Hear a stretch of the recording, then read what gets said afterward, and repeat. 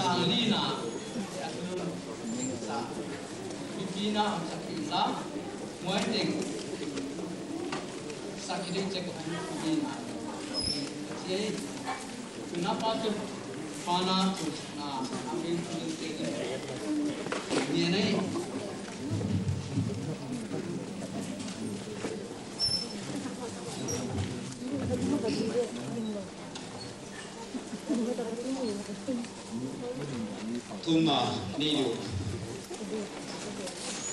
Toba Hega Sin Alpong Te Asinna Dewa Zoding Akisa finally exam Dikisate Le Azosate Toba Hega Namaya Divina Nangma Ma Panpina Jega Hitan Tuma Hitia Naki Patu Gate Lamau getting a tomb Saki of non pa, non was in the Kipak and Kipak again me. Topa Namana Amaute Here calls Asin Deo Topa Upon a come deo. Why take the Topa attacking about the Nagaidam Namau Kunet Saka to Okipana Ataka Palataka, Ahikel Deo Okipana. Kalson Takatopa, Hoylam Nota, Mountain, Namadida, Sianto, Takasam Sinol Sakilla, was a hint for Susate Tom, Sindan Hoylo, Tandan Hoylo, Omdan Hoylo, Naito Hoylo, Lelom, Gilo Delatopa Mountain, Legends in Pontum Sakui. What is it that he said? A mountain, a hinkom, my Hiloa, I soon Lehilo Topa, Kanamsu Hilo Suksiat Omloa. Topa Zamaute, Insung, Hina Topa, Kamsung Hin Kanamsum, Adenga, Manpanale, Hatona in Topa, the Malamali Topa here, Samsonabang, the Takin, who was all let's in Tom Sagohi. National line and Nasim Bolvin, Katanto Zelatone Tanpa, Hitsumanga, exam final year Tumke, Tanpa, Zoti, let's ask someone be a Takan Gipak and Gipak the game. Samson Bolpin accepted the Topa, Namantupina, Tangilla, Nama Poko, Masu, and Atakina, Samson Bol, Samson Bolpi, the Naman to appear, I did a final year student day. Halam the Taxon was on lots in Nuggets again, Adi Dantan, the Nobel Association come to me.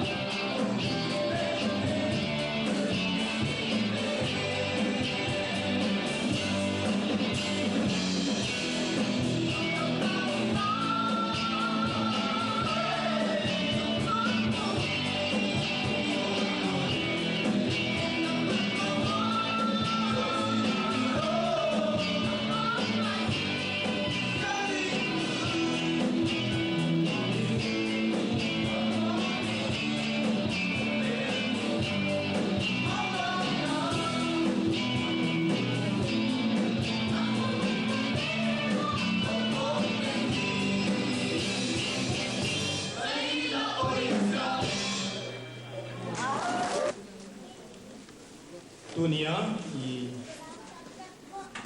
Bang Buna Tugin na Hunpia ka Komina isip na lian tatkaniya Azia kahile experience ne lalo Lingle siamsin popi how to ten ni saka Hunpia na hiuji kahina ipawai kasaa kasanga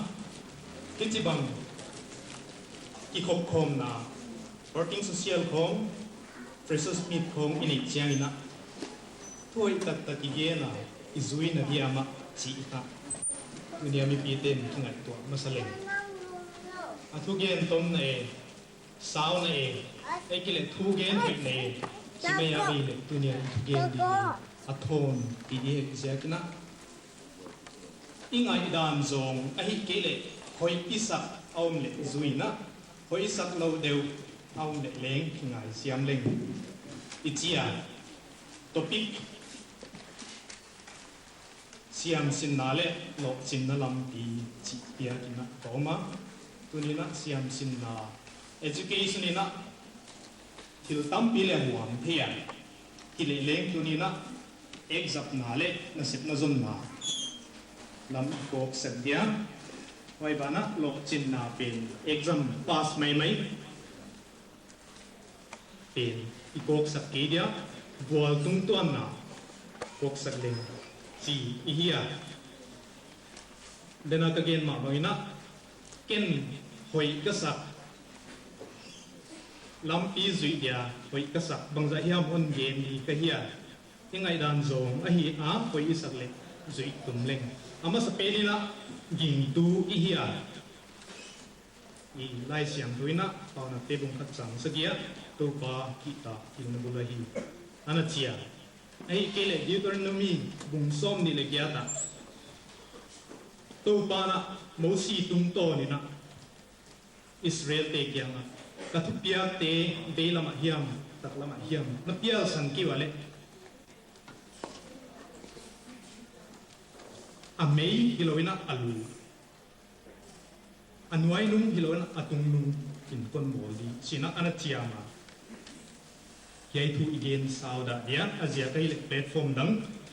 saptuam le dia kin tuam ko ine izia kina ani na koimo kasaka hile nu le pa thuman na ahia ina ge na nu le pa thuman na lo pe na ahi lo chin na ahi ichia deli atang pi na nu le pa om lo na om ihia hile le nu le pa ta nga ding ding I guardian te I officer te le family om te ineya thudi khabam geleng guardian te ekele I officer te na student ken khat on kitai ngam khollo ahia tai dia lon ki en khollo ahia yai ahoi lamina iladiama ai kele lum kham wai isadiama nule paten tate atai ngam lo ai kele tai dia bet lo chiang chu hoi lua hino lo mai thei kai hi chi ka I thei dia wai cha I tu lai tel hi la ka tuai lai tel la ka hedonism I chi dia ma culture ka omina ka thei now or never it's my life Bon Jovi asak ka et maya chu ai ta en lao hoi ai kila thil hoi I patabang ahia le student ten it it's my life culture ka it's very dangerous short lived ahi chi ka healing and the boy kasa abana lo chin na dia poi mo mi mala kasa ka hile ai ki thi I identity kwa ka hia who am I ai le ki thi ke na chu I pai lang thei lo chi na ihia kwa ka hia ko ya pa thong ki pan ka hia ko ya ka oma hia pat ko ya pai di ka hia chi pha ai ki thei leng ki thei na hia I hi na ginom leng know yourself and be honest to yourself hile lo sap na om din ka kia question of failure chi om din ka kia ko ja kina ai bang kwa ta hia ko ya ka oma quay làm ruộng đi cái gì cái thế nó cái hít nó cái nôm lên lỗ sập nà ông đi nè cái gì ta kia quay bạn ấy đi nè nó tập lỗ chỉ nó tập ông đâu không có gì mà đây là bằng cái ông bay đi chia ý đấy nó sang hello ý đấy ý cái là chỗ đấy chỉ ý mù ý lùng kim ngài ý mù ý đấy ngài ý chỉ là thế này tu na ý đấy ý tê đi lại na để tu bu na thế này vậy chứ cái muôn ngầm na cái phát sắm mãi na cái thế à ấy như là ta as civil service le hak salota mo mai mai hi no ki chia civil service hak sa ulai okay ni ko man mo nge lo ma ka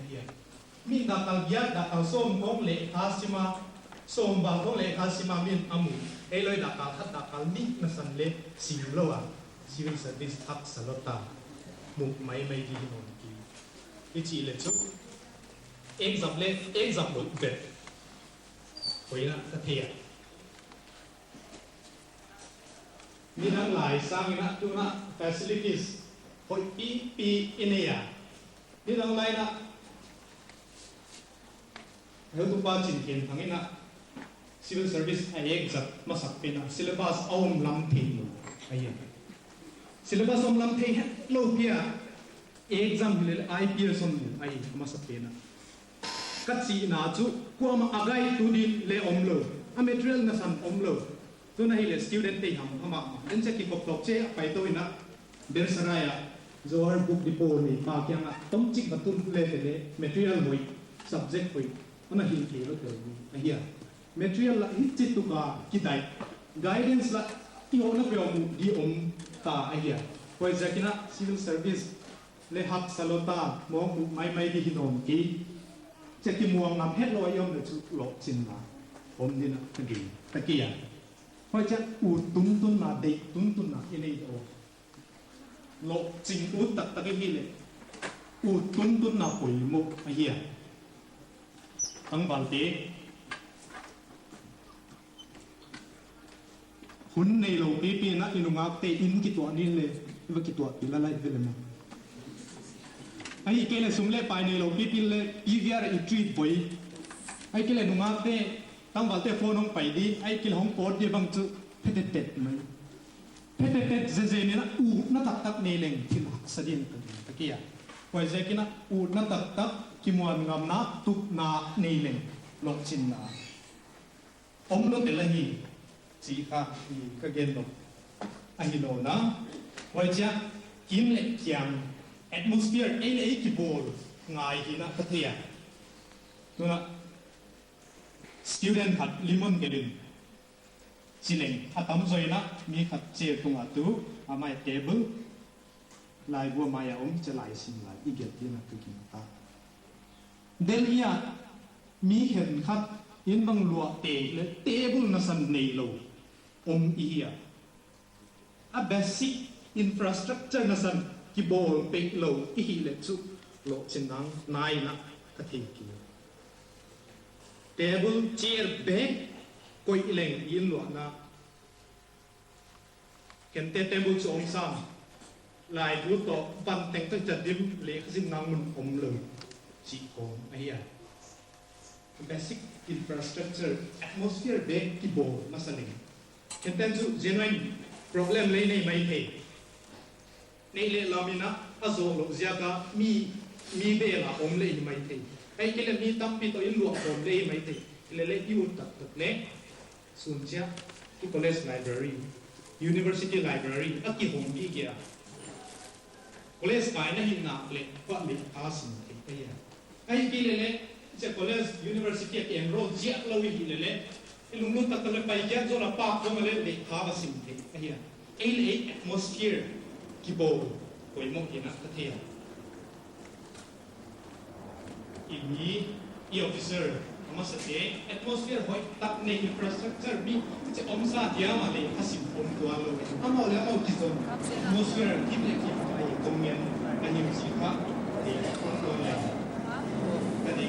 vậy chứ anh kể lắm bằng ý rồi na đi bằng thì lo về là bảo mày về mà ít thì xa lên thấp lúc nó cũng là xin đeo đào cho dễ cái lại có chút tiền đã lan chèn rằng lên cái xin số chẳng là bằng hoa cái xin chỉ rằng thì at least a main point is a giờ kia na lên chẳng là không nói gì còn chứ kia kia thì mình có xin chỉ là anh giờ thuộc lắm bằng lên cái xin lên với cái sao writing makes an imperfect achievement. BA kasi line up at once hostel ako. Kigay may lang BA kahi kanalen note by half by kaya. Note by half to pin subject kata question nga hong kai di dakal thum hong na hiya. Ka by half din sa again kisin pa minsan tum le buka question ka zo kele chu hun nei lo. Minsan tum le buk sungin ka get man hiya ta ni be tum be hong get it's a get nung chu mang hil si om non hilin do ahia kwa ze agel thuk lampang ha bol le koina ka thia kwa cha khen cha ilung do ma cha na le you know e kel ilai bu bang copy su kina get gel leng ki lu sak ti ahia agel thuk ka ha bol le si ka hia kwa cha abana try something different atuam deu hinim tum taleng kachia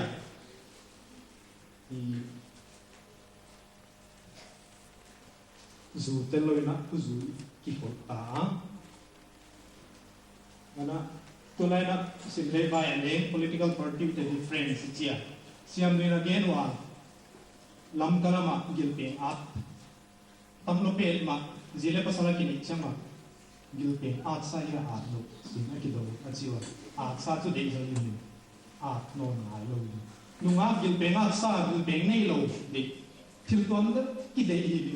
ta alia wa zakina try something different gen te na ken kana chin kon gen mong ko kya ek kai zap chang na e pen tui pomina ka gen tang ki se ka kangai to na mai mai mi invigilator 10 examiner 10 answer sheet pi check di nei di hiwa atang pi min pen tui blue get di hiwa but amale ni ko pi check hiya akalar tuam de ni chikana om ami tu la di na ka gin tamo ka atui abomina ka gen chi chia ta hoilo ina answer ka pia changina answer ka gen tak tak mai na reference china lai bu amin to again tu te bang hiam ka gen ka ngai dan ai ne invigilator pan hi ai changa chu yai pan chu le khabu anamu nge hi ana sim nge hi ana thei nge hi ka gen hoi lo ke le ne impression a o nei pa dina ka gen ta puchi dan de na ye a hoi pen ka chi na hi lo atuam de let us try something different lok chin tak tak you le chi kha gen no ne la wai ja ti chi pi te inam ngai nap nai poi mo ka sa bang si bang tenga lai siam bang chi bang tenga officer lian na sep na hoi nei le chi pi te ngai na lo i lo mi lo chin ke mi mala ka chi ke ya tu ni na i kho sap thi ni sumle pai i nei ni idam thi ni lo chin ni ina i chi pi te bang ma de sa mo mo mi la ta sim mo wai sit wai le hi mai pin i le le kwa hak san na boy na tuak lo de bil art ko om lo i hak sa tak chiang ina i bai long te i nam dang long te hi lo ina i chi pi te i si mo ma te i sit ma te ma ai hong pan pi hong pai sing na apu chiang ina abun ade i chi kha the na i chi pi i nam pi ngai nai na i pol pi te i sap tuam te a ki hel ni si ka hiya ge de tam pi om lai na dia azo lam itung dia bang yam kon gen su ta hi le azui pe tu ni student te ku ta ki ma ka ya sakol dang ta tui ge e pi the hi le tui dong sa thi ki chi ma bang na siam sin te hi ตัวนี้นะฮะปันในห้องปังเลี้ยวเตะฮักซาบังมาอมโลไอ้ฮิตุกตักตักอิเดตักตักอิวตักตักเลยฮักซาบังมาอมโลไอ้ฮิสิคะอีคนเรียนนอนเขียนแล้วก็โต๊ะนั่นเองนะง่ายดานนะครับคนสวบเดียวตัวนี้นะเดลฮีเสียมสินโบกีไอ้เกลอีมินามสุงะมิตามปีอีกามาปฏิไปแค่ซุงซุงะอีรีซอร์สบานะไอ้มาไม่มาตักษะไอ้ทุกคนแค่ซุงซุงะไว้กับ blessing ไอ้เดียม curse ไอ้เดียมนั่งไอ้ตัวนี้ยังมีมืออันหลวงกิ๊กดีละอมโลอีกาไม่จะตายสันซุงซุงอันหลวงกิ๊กดีละอมโล blessing ไอ้เดียม curse ไอ้เดียม Bible ไอ้เกลอีอิสราเอลเตะคำทุสวยมีเข็มขัดนะโจเซฟไอ้อิสราเอลเตะไอ้บุตรสลับอีปาขนาดชัวบังไม่ได้อินเดียเคเก่งของก็คิดมีกิปาเก่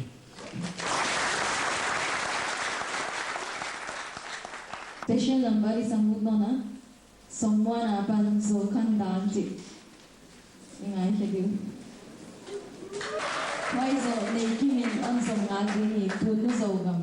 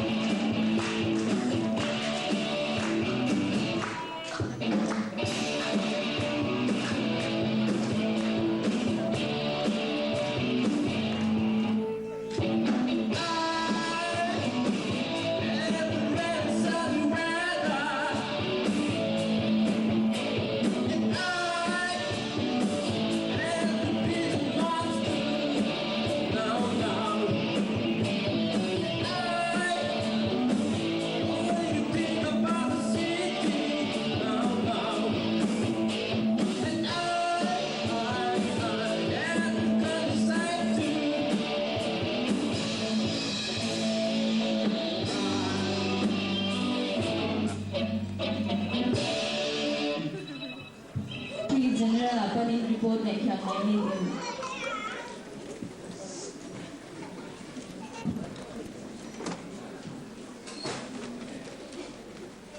Samson Popi Delhi branch Secretary General report ahi report in awam sung September Sangni akipan tuni tan ahi Jalan Silifort Auditorium ai nai ini na bang saya ki report a kulele atom kimina avekina report nai nei thakbe ama sapelina Samson Sports Meet 2000 aku vela lina ni thum ru ni som le ki pan som le li October 2000 sum DJ ground le JNU stadium a nei long hi he Hun na ku so thang advisory ne ya final ni na EMP ku hol ko mangin pongwo GBS na ke sport bi lo jing ma akhang na ding musical concert open air to thwaina na sa te ki bol hi hey detailed report kan audition November 2000 issue Tonglong magazine le Samson bulletin dia detail ni thei deng hi ani na putlok na kumsang ya putlok na wakitila waya namlam la na wakineya namlam chawilo na popul so khong le gari khat hire je na Samson Popi member ni mi jani wal wakitel ni kumna Samson Popi t-shirt fundraise na ding Samson Popi New Delhi chi igel tuan na t-shirt na tak kibola hebo na ding athale jung le sumle pai kampion pan pi Samson Popi ade ki phalgi ge om na lampe wa ku soil thang tunga kipa na report ahe alina All India Radio link language isiama waidia paite pa hong soina wai kipa tu ge na isiama lokna ya Delhi ya pachin sa pukting RK Puram sector 5929 kineya ayun itam tak upa tam tak telina idea hoi tak tak share pom na kunin aho hoi le hom hiswa hom ngali aho hom te ki pi he mama gamle na ma dia thuman pi pi ge khya na dia hunman pha pi swa ke wai jana Samson bulletin ai bun thei bang pheni ki swa Delhi a member tampom tak mi jasagi jagiat ba te ki ta jeng ki tu za ko le ki kom to khilak sa hi ya ilaka po pi masate na set taglan na damlo si naman tuak tele ikina izo sena dingin Samson bulletin ai thei tani pathani dingin kiswa to zer zeni he bulletin in Delhi chau hilowina India ko pi tom le foreign gam tan pha ki ka thi gi ye he to ni tani na email tum to na ki kha kya zani bal tai wailona anexa nam to kala tutung Samson Popi vai pote tukha organization nang ke to ki siam ahi deu dung zuina kita na na le kinai siam na hontu lameni chial na ti ma atimu bang dung zuina kai ma te freshers bi ta ki Delhi ke so Delhi tia Delhi mi zo zilai po tia zilai Delhi branch tia mar student de khangtha zone po zo mi sang na bang Popi le Now tha student tia le ba ki tel so ke Manipur Student Association masat now medite makai na ningon sa ko ba dia pon sia now aki boy do jale aki ujjal do jale ki tel lo mai wana ama utlen to organization tom te to thei tanina meeting form na kinia bikina UPSC language issue bang Langka staff selection center omna ding form le til tom poi mo tak Tegen form na kini to zel hi wana All India Tribal Student Association aicha to kala All India Tribal Association to nang pe ka ki panin izom na hoi tak kini to dena til sai to ma leng cooperation ki pegi ge ni October ni nga le du 2000 sum conference hall JNU New Delhi seminar peace through development in notice China ku kamjin pawjo president le sangna zarina delegate campaign le paki phani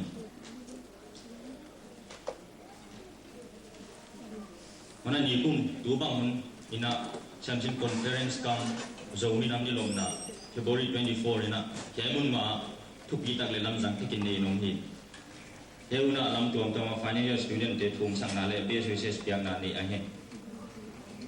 Walau na website to kisaya mi patong ngai bangza hiam te ha pan za kin siam sin popi website ki bol kya he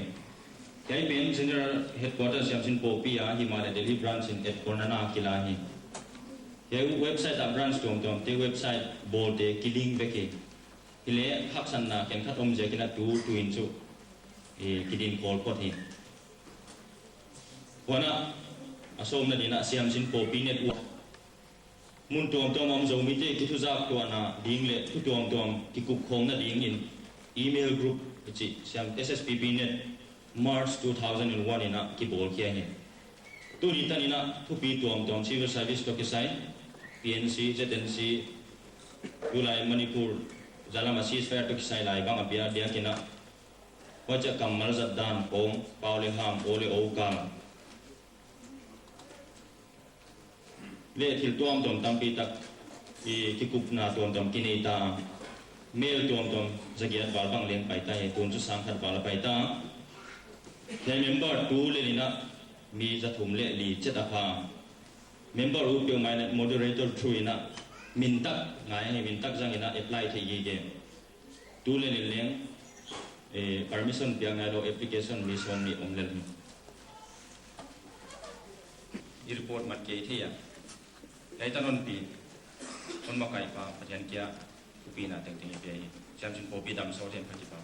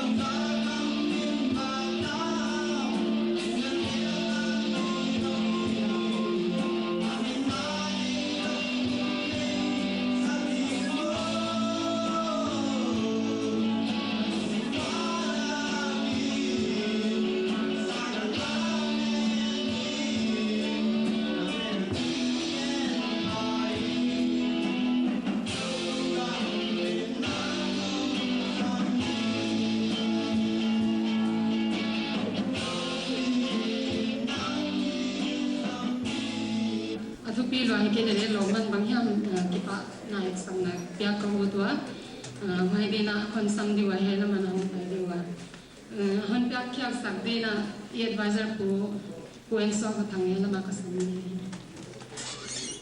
na ni na long ke dele ala sak the on so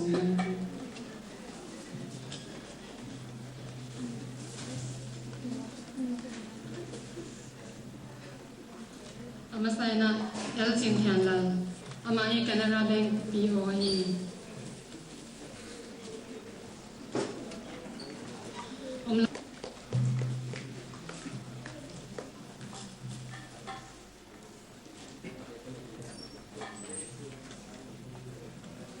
Bana Chingthan Moi Kulai Ama Christian Patkai Christian College Nagaland lecturer Moi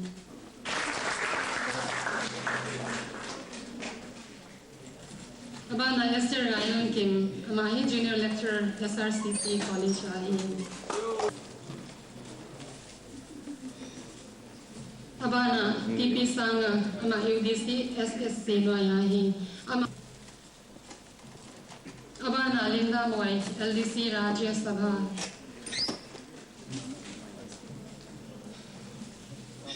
Abana Fatih Tuan Kang, Grade 4, Ministry of Justice and Empowerment. Abana Pausal Yanguite, Sub Inspector CRPF, Executive Assistant Rajya Sabha.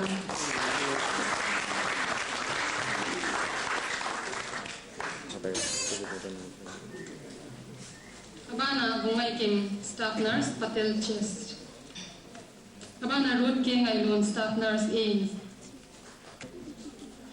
Abana PH Jingzasiang, Staff Nurse Amali A. Sahi.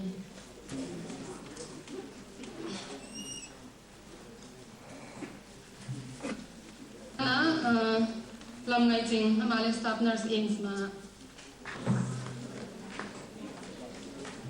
Abana A. Abana Nyangkan name, Amali Staff Nurse, DDU.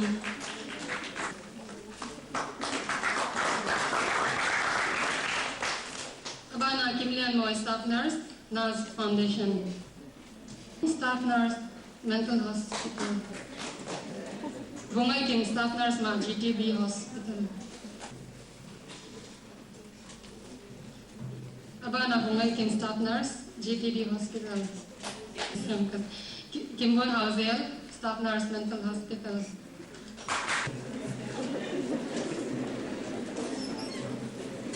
Abana Ngamay, Staff Nurse, GB Pan. Maluniang, Staff Nurse, GB Pan. Maluniang.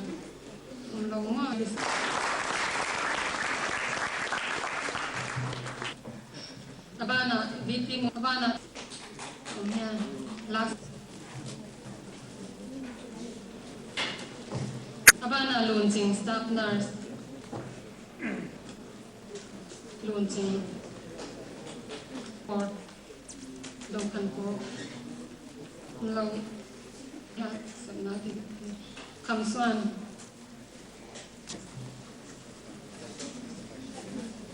Abana Doctor. Abana ay promotion ngate hiya wala yung secretary ko liya na nananghin. Ipon being a member ite healthy de isang na itang jelwa tunin imay member pi mon may mamate maban step sangjo kalthi ayong manin ki pa waisa amau de set na pa na sangjo kalthi jelwa mi kwa tat bangin promotion ni muthi manin ki pa waisa amau de min ban ban konsum V Anglian Deputy Manager to Manager who V Gumlunma Under Secretary to the Secretary Ministry of Defense Mary Long Ngaiching Ti Bang Maki Gekea Ti Ton Sing Assistant to SO Ministry of Defense Wana Pu Dal Zakambal, the Chief Accounting Officer to DCM MTNL. Abana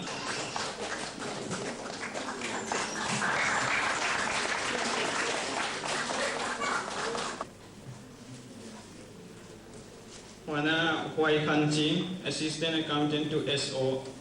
DVP. Sorry, Senior Assistant is Higay kini dia tun Presiden pun na paisan ko. Sorry. skill lo khajeka sena muthakte khatki sam kaloma utungai sam tanne lian min thang pio amaom lon la kong pai to le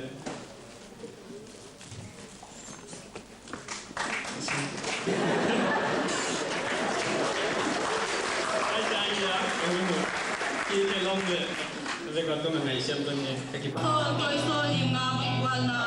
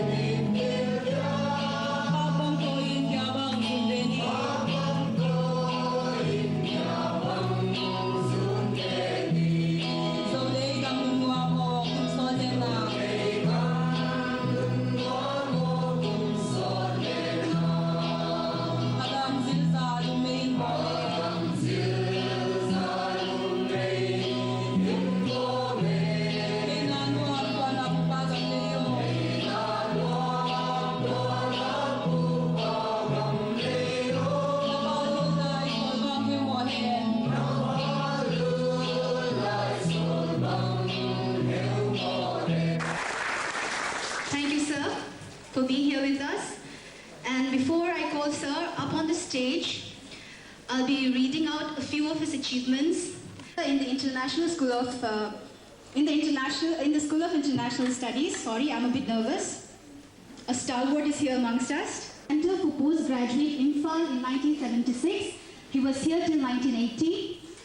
In 1981, he joined the IIPA. From 1983 to 84, he was in Columbia University, New York. He was with the IIPA in 84-85, then in 86-88, and in between 85 and 86, he was in Delhi University in Deshbandhu College. From 88 to 90, he joined as a reader in IGNOU. He became the first vice president of the JNU Students' Union. He also became the JNU Teachers Association president in 1993. He is the first to face election in the JNU Teacher Association election and was elected twice. He is also the president of the Federation of Central University Teachers Association. He is also a human rights activist, a political commentator, and also the chairman of Group of Theories in the School of International Studies. And a very personal side to Sir, with your permission, Sir, Professor Chinoy is a very strong feminist. And for him, the right of women has always been his first priority, sir. And to call you up on the stage, I would request our President Donga and Secretary Thangzalun to lead you up on the stage. And also I would like to call our Siam Sinpa Kaswag Satang to give you a token of appreciation. Repeat the exact topic for the audience. Gift from Philip. we'll be giving Sir our traditional hat, which is called Namluku. The gifts are from our site, SSPP. A gift to you, sir.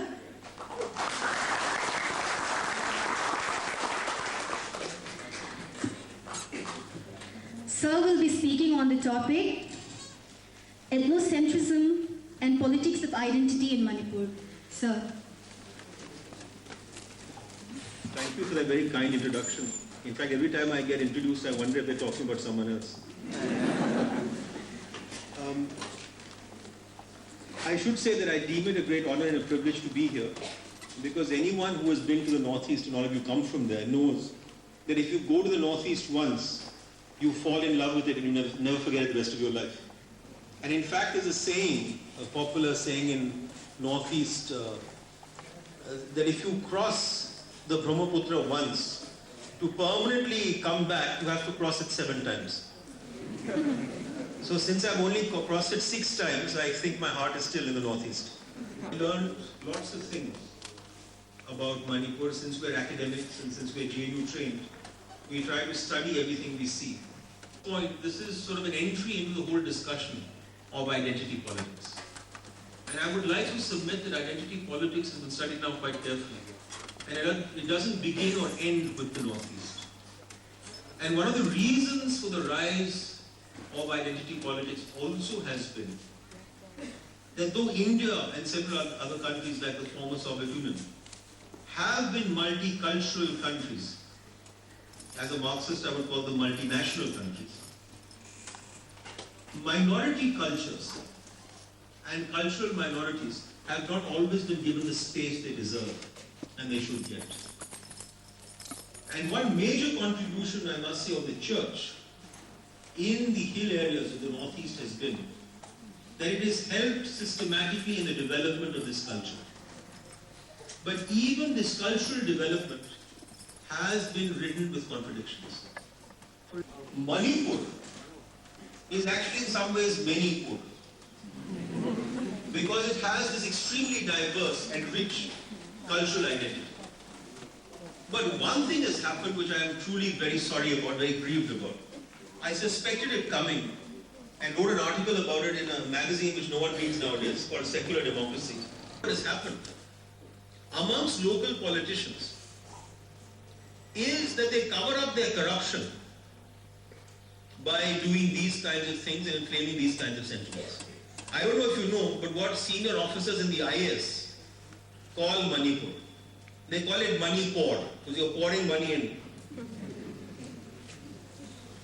And of course the money that is poured in doesn't reach the people. It reaches the ministers and the politicians. And to take some names from your communities which you know well, these are extremely flexible ministers. So for example, when I was staying in the circuit house in 1977, everyone thought the Congress was going to win in 1977. So all the politicians were with the Congress. So I saw, I don't know if he's won or not, we'll know tomorrow, I saw Risham Kaishing crying on George Fernandez's shoulder and saying, I was also a socialist once. And within 2 days, the Congress ministry became a Janata Party ministry. Not 5 or 6 or 10, the whole lot defected. So this is the flexibility of Manipuri politicians. And I've forgotten how many political parties Mr. Kaishing has gone across. And I have hope that he will continue to be as flexible in the future. Or when I went to a cool district, and I could tell which was, that time Yangosho Shaiza was chief minister. I could tell which was a Shaiza village and which was a Risham Kaishing village. Because the village huts which had new GI sheet roofing, I knew, this is Yangosho's village. And those which didn't have new GI sheet roofing, I know what Risham Kaishing's village. Of course, when Risham became chief minister, it became the opposite. Old became new. Now, you see what happens is that politicians then are not even doing identity politics in a pure or classical sense. They are doing factional politics. That is, if you are with me, the village headman is with me, you vote for me, I will give you new GI sheet roofing. I will make sure teachers come to your school. I will give you some money for your college. But all the time, when they say money, you have to give them something, and they'll say, "Khara aap hi ho, ghare aap hi ho," take some money. So this combination of corruption and alienation is a lethal combination. Because what happens then, and this is when identity politics degenerates, you have nothing to offer the people. In 20,000 rupees or 30,000 rupees, you could get a job as a police constable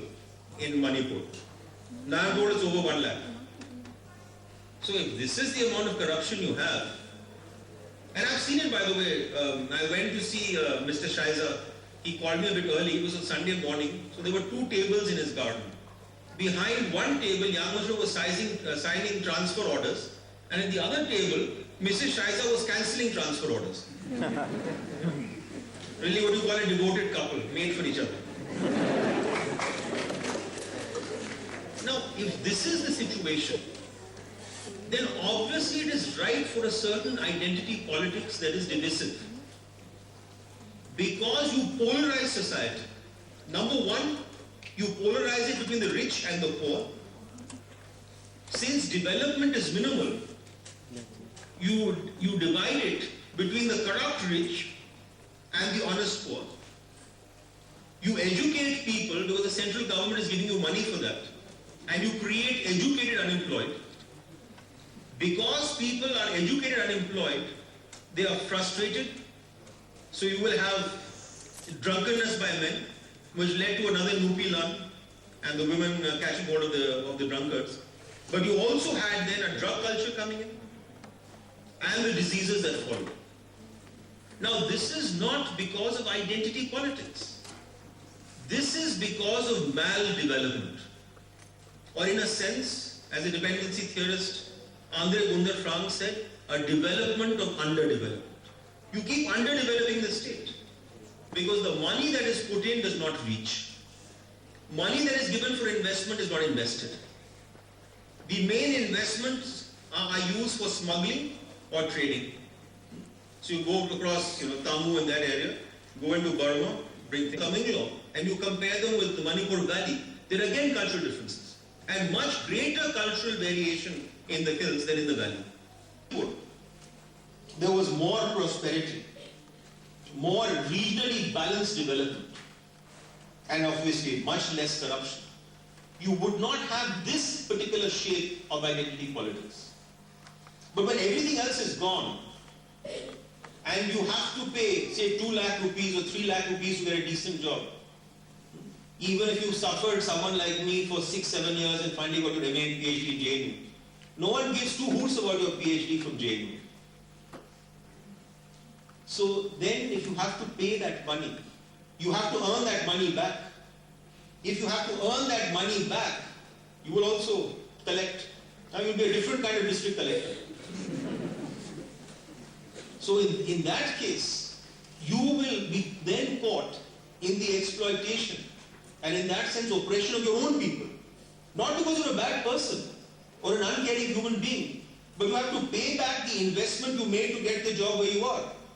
And in this situation, identity politics therefore is a somewhat dangerous term. Because all of us have identities. That if you want to understand Manipur, and you people, I have a stake as a long distance admirer, and of course an Indian who wants transformation in India and therefore is committed also to democratic struggles and processes in Manipur, like anywhere else in the country. But you are people, your lives, your families' lives, the inputs of your ancestors into that land and what you hope for future generations, all those are strongly intertwined and embedded with Manipur. And all I would say for that is that you have to do some different kinds of things, and I will end with this.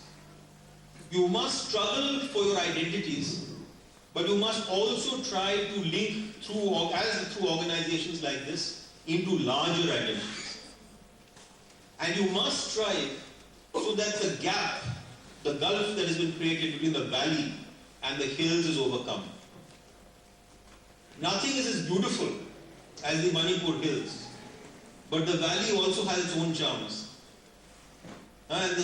Sangha, the dancing deer, is only there in the valley. So each area has its charms. And you must, I beg of you, try and bridge this gap between the valley and the hills. And the last thing you must do is that you must join whatever movements you think fit, do in whatever way you can. So Manipur is no longer Manipur, but becomes the Manipur which people from Garib Nawaz, that Maharaja, to more modern people like Hijab Mira Bodh Singh dreamed of. A Manipur that will be democratic, will be secular, will be multicultural, which will be egalitarian, and in the heart, not in the boundaries, but in the hearts unified. Thank you for your patience.